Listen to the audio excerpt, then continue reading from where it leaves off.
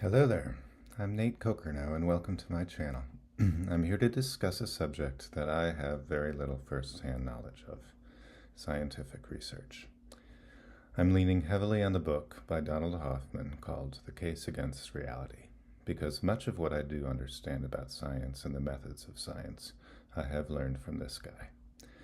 I can't recommend the interviews he's given on podcasts enough. One thing I appreciate about Hoffman is that while he can talk about the science in scientific terms, which loses most of us who aren't familiar with those multi-syllable words, he is also very adept at saying what it all means in layman's terms. He is making a solid mathematical argument based on a thorough understanding of evolutionary game theory, that if we did see things as they actually are, we wouldn't survive very long. Natural selection is about collecting fitness payoff points, and seeing the truth is anything but an advantage in this system. Eugenicists, those who misinterpreted the phrase survival of the fittest, seem to think that Darwin was saying those who are the most competitive and strong among us, those who collect the most resources, are winners by nature's design. It is only through seeing it incorrectly that they've come to think that evolution is cheering on those who take through force. Fitness is actually attained through adaptability, and much of it, like genetic mutations that happen to be in alignment with the fluctuating environmental conditions, are purely accidental. Another variable to fitness payoffs is the present state of the organism. A plate of food is only a fitness payoff if the state of the one perceiving the plate of food is hungry. So there's yet another added variable, the present state of the organism itself. If the organism is horny instead, that plate of food isn't going to count as a fitness payoff, but a member of the opposite sex who is willing to breed with it at this time is.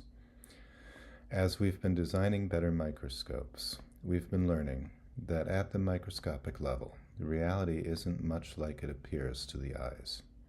Atoms, quarks, photons, nucleuses, neurons, and all that, they're abstract ideas to those of us who don't have access to the microscopes. But if science itself is to be believed, they are the building blocks of reality. Here's the question to ask yourself. If we could see them, do you really think it would benefit us in getting the food and the sexual partners that we need to pass our genes on to the next generation? So natural selection offers every species certain hacks or sensory strategies that are designed not to give us an accurate representation of true reality, but to dumb it down for us so that we can see the fitness payoffs that will assist us in successfully having offspring. The notion that some are more sophisticated than others might be true, but that doesn't make them more successful in the game of life. Simpler is better in many cases. Hoffman and his mathematician colleague, Chetan Prekash, came up with a simple mathematical formula that they called the fitness beats truth theorem, defined as follows. Fitness drives truth to extinction with probability at least n-3 over n-1. Here's an example.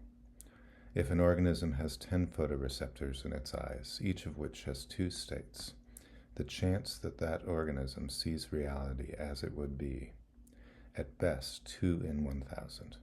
With 20 photoreceptors, the chance would be 2 in a million. We're talking about flies in this case.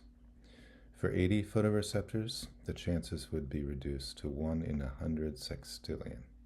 I've never even heard of a sextillion. I had to look it up. It's a 1 followed by 21 zeros.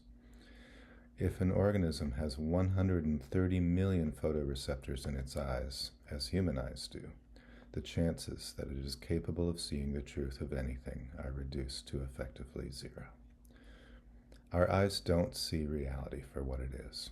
Our eyes and the sensory neurons that allow information to be transmitted between our big brains and our eyes was not designed for truth-seeing, because seeing the truth is not an advantage in the game of life. In my next video, I'll do my best to explain Hoffman's interface theory of consciousness, and this will make a lot more sense then. But I'm trying to keep these videos short to hold your attention.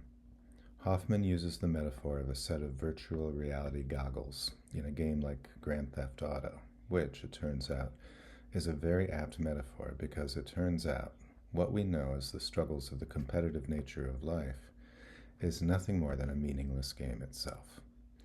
We might need to grind to stay competitive in this world, but our peace of mind depends on us knowing this isn't the real world.